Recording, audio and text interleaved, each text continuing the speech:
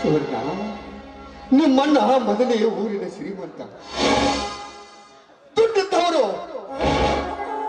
ಒಂದು ವೇಳೆ ನಾವಿಬ್ಬರು ಅಲ್ಲಿಗೆ ಹೋದ್ರ ಆ ನಿಮ್ಮಣ್ಣ ನನಗೆ ಮರ್ಯಾದೆ ಕೊಡ್ತಾನ ಅಂತ ನೀನು ತಿಳ್ಕೊಂಡ. ಹಾಗಂತೀರ ನಮ್ಮಣ್ಣ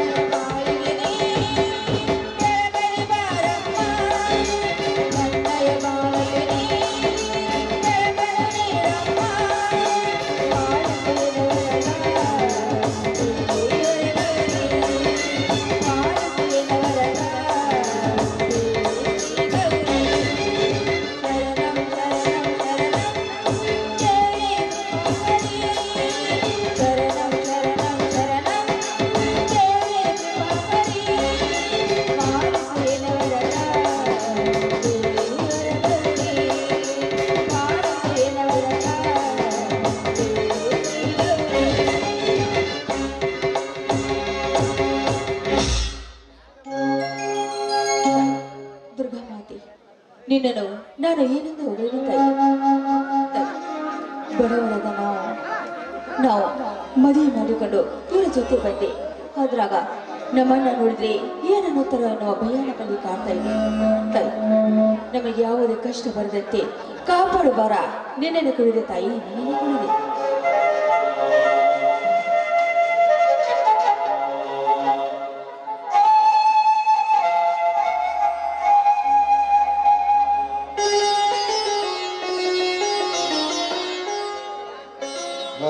ಸುವರ್ಣ, ದೇವಿ ಪೂಜೆಯ ಮುಗಿತೀಯ? ಬನ್ನಿ ಸರ್, ಹೊಲಕ್ಕೆ ಹೋಗಿ ಈಗ ಬಂದ್ರ ಪೂಜೆ ಮುಗಿತು. ಆ ದೇವರಿಗೆ ನಮಸ್ಕಾರ ಮಾಡಿ ಪ್ರಸಾದ ತೆಗೆದುಕೊಳ್ಳೋ ಬನ್ನಿ.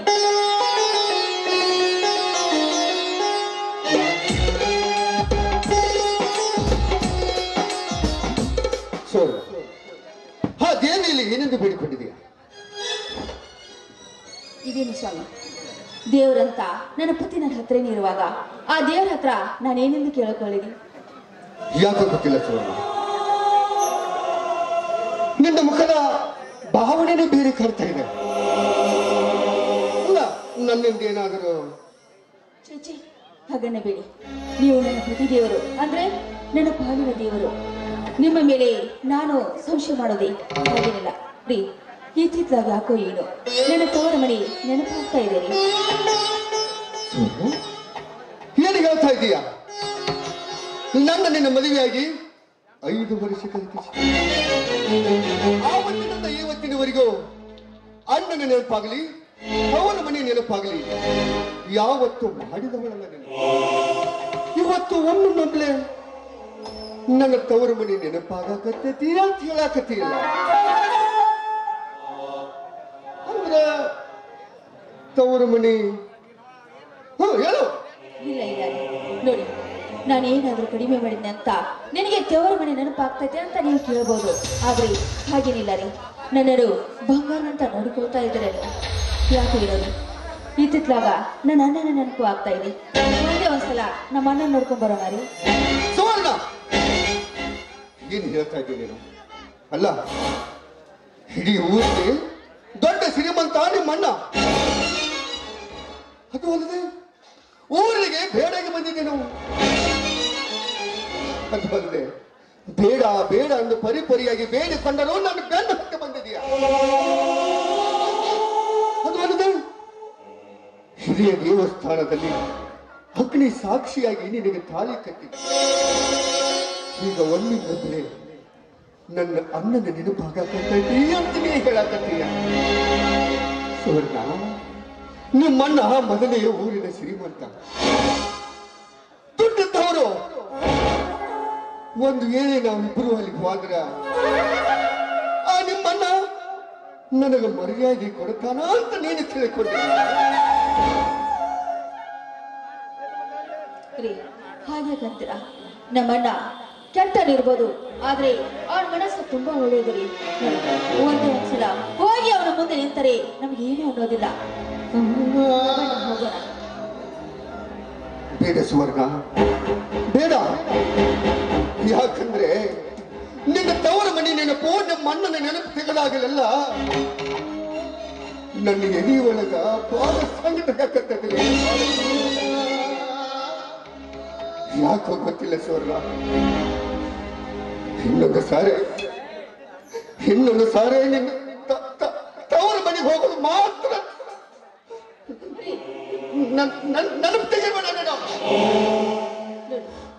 ನಾನು ತವರು ಮನೆಗೆ ಹೋಗ್ತೀನಿ ಅಂತ ಹೇಳಿದ ಕೂಡಲೇ ನಿಮ್ಗೆ ಎಷ್ಟೊಂದು ತ್ರಾಸ ಆಗ್ತೈತೆ ಅಂತ ಅಂದ್ರ ನಾನು ಹೋಗೋದಿಲ್ಲ ರೀ.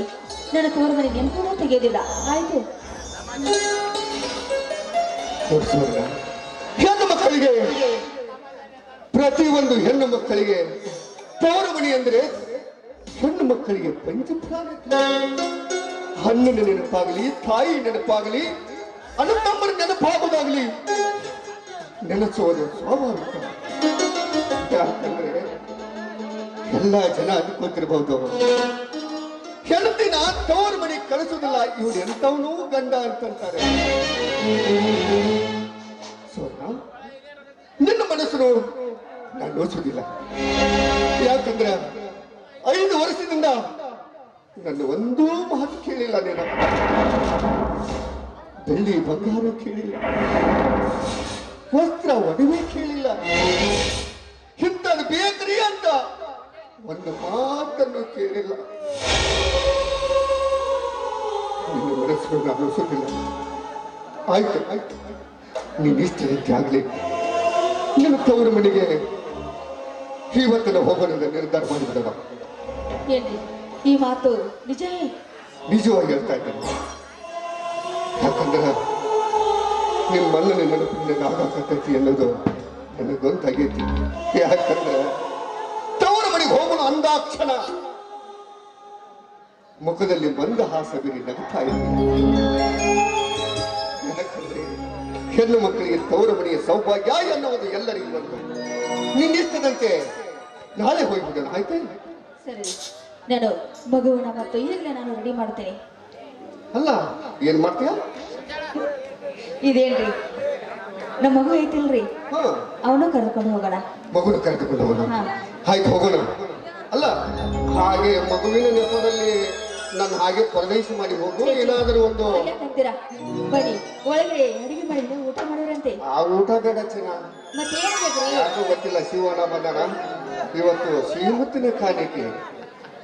ಆಯ್ತು ರೀ, ನೀವು ಹೇಳಿದಂತೆ ಆಗಲಿ. ಶ್ರೀಮಂತನ ಕಾಣಿಕೆ.